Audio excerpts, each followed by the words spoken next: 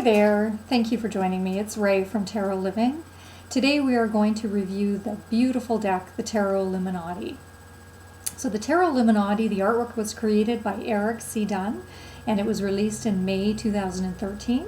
And it was released with a companion book in the box. So it did actually come in the box with a little magnet on the side. And it came with a companion book written by Kim Huggens.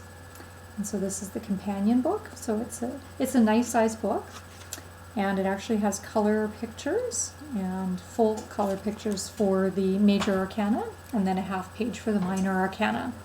And that particular companion book is great. I mean, you certainly can, really ascertain enough information about the meaning of each card.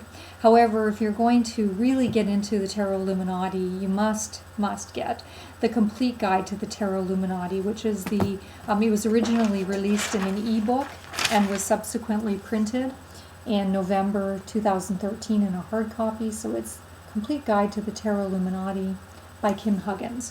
And it is a fabulous book. So I would just like to say, stay tuned in a future video for my complete review of that particular book, The Complete Guide to the Tarot Illuminati. It is a must-have book. It is an absolute 2 thumbs up.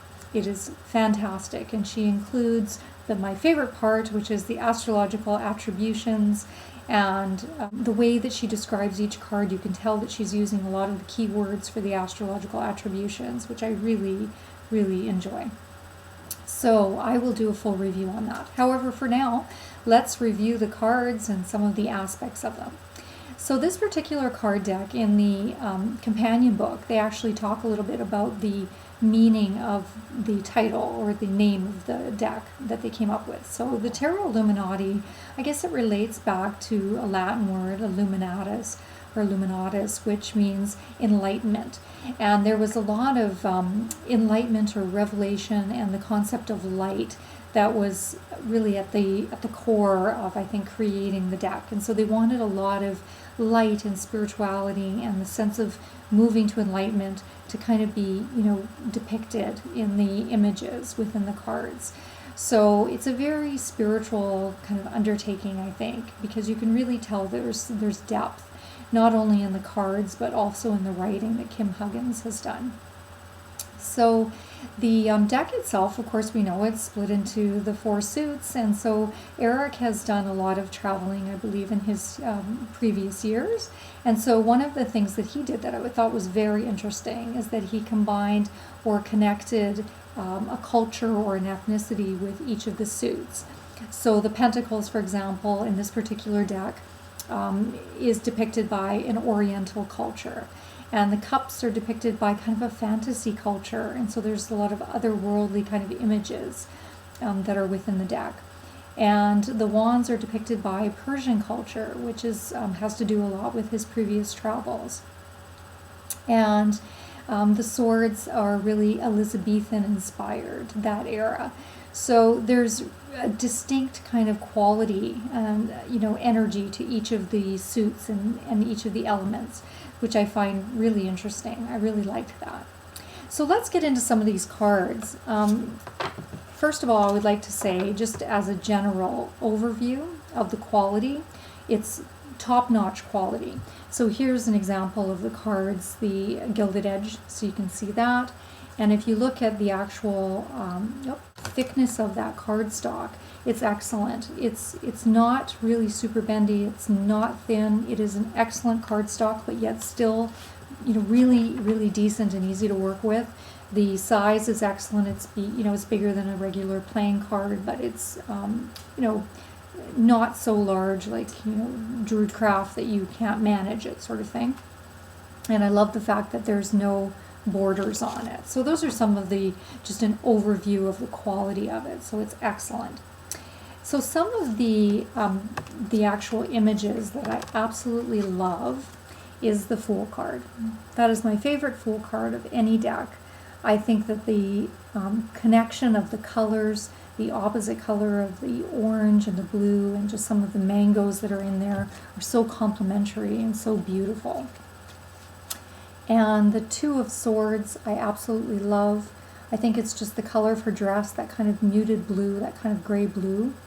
and the use of just some of the different textures. You can see there's a different texture in the bottom half of that card as opposed to the texture in the top. I absolutely love that. And I love the Hangman because of, again, that kind of gray color in the background with offset with the primary colors of his clothes. Just beautiful. And I think that one of the things that they'd written in the companion book is that just that concept of light is that it's really, they wanted it to be like looking through a stained glass of a church for each of the actual images. And I think it really does use light and color so beautifully. So that's the Six of Swords, which is stunning. Love that card. And here's another one that I love. Seven of Swords with the purple and the kind of lilac-y color combined with the pink and the really deep blue at the top. It's just gorgeous. And I like the Moon card as well. Really neat in terms of the elements within it and the colors. And then here's just a wonderful card that you have to see it really up close to fully appreciate it, because there's snowflakes coming down and the light that he's used behind these trees, the green light, is just gorgeous. That's the Five of Pentacles. And the light within the temple behind, or the building behind, is just takes my breath away. Absolutely love it. So the only little thing, a couple of the cards are a little bit busy. I mean, many of the cards are very intense. I mean, if you're looking for a subdued, understated deck, this is not the deck. It is intense and it's just gorgeous, and it really hits you. But it can be a little bit busy on a couple of the cards. Not very many. I think there's only 3 of them. Maybe the Emperor, the Six of Wands, and the Chariot. A little bit busy. But that is the only little critique that I would even throw out there. It is stunning, and it just takes your breath away. So I think they have won, my understanding is they've won some awards. I think Eclectic Tarot has them as the favorite deck of 2013, and they've won some Pecto Awards is my understanding. I think it was the deck, the illustration of the year, which was the High Priestess, and then I think it was even like the deck of the year, the illustrations, and then Kim Huggens also won for her Complete Guide to the Tarot Illuminati. So very successful deck, and you can see why the minute that you open it, open the package, it's just so nicely packaged, and the quality is so good, and the images and the symbolism and the colors and the composition, the combination of those things just sets it apart. So absolutely beautiful deck. 2 thumbs up. You must have. It's just an absolute must have. So if you wanted to wait and stay with me, you can see an image of all of the cards in this particular deck. And so thanks for watching Tarot Living. Have a great day.